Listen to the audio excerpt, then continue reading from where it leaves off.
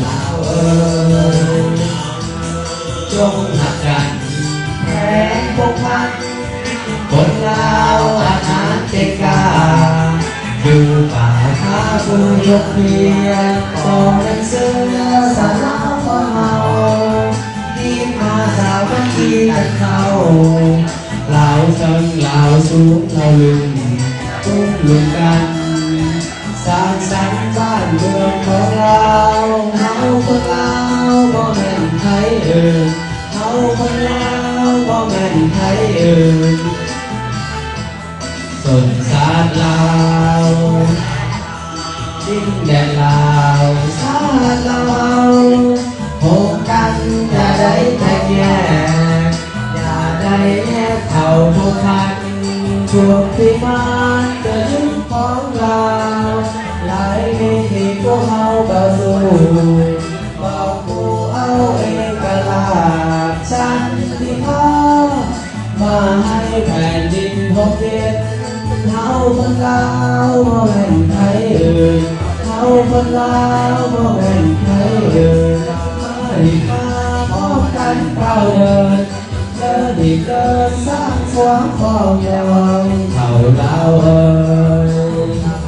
ใส่เขายิ่งใหญ่คิดแก่เราห่วงแหนเอาไว้เถอะลาวห่วงแหนเอาไว้เถอะลาวลงกันเราถูกเขาลาวเอ่ยเขาคนลาวบ่แม่นไทยเอ่ยเขาคนลาวบ่แม่นไทยเอ่ย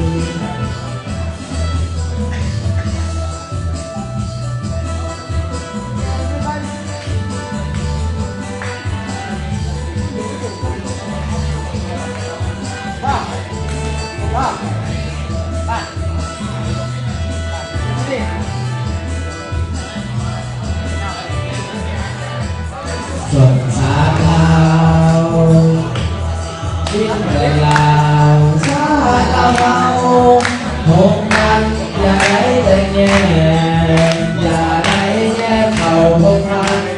พวกที่มันจะยึดของเราหลายวิธีพวกเราต่อสู้ก็กูเอาเอกราชสันติภาพมาให้แผ่นดินของเย็นเขาคนลาวบ่แม่นไทยอื่นเขาคนลาวบ่แม่นไทยอื่นมาให้พาพร้อมกันก้าวเดินเดินอีกเดินสร้างความปองดองเขาลาวเอ่ยเขายิ่งใหญ่แก่เรากลัว